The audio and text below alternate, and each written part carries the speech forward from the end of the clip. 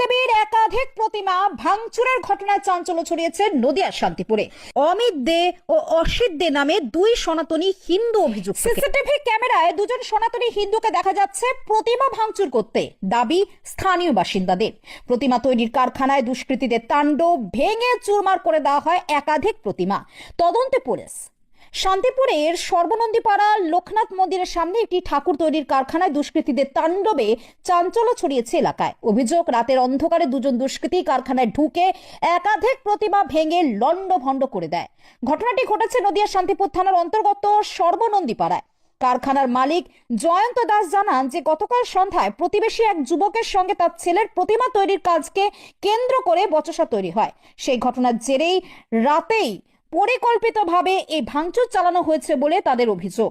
এতে বেশ কয়েকটি প্রতিমা মারাত্মকভাবে ক্ষতিগ্রস্ত হয়েছে। কারখানার পাশের একটি বাড়িতে লাগানো সিসিটিভি ক্যামেরা ফুটেজে দেখা যায় রাতের অন্ধকারে ওই যুবকেরা কারখানায় ঢুকে প্রতিমাগুলি ভাঙচুর করছে। খবর পেয়ে ঘটনাস্থলে পৌঁছে শান্তিপুর থানা পুলিশ সিসিটিভি ফুটেজ সংগ্রহ করেছে এবং ঘটনার পূর্ণ তদন্ত শুরু করেছে। এই ঘটনাকে কেন্দ্র করে এলাকায় তীব্র ক্ষোভের সৃষ্টি হয়েছে।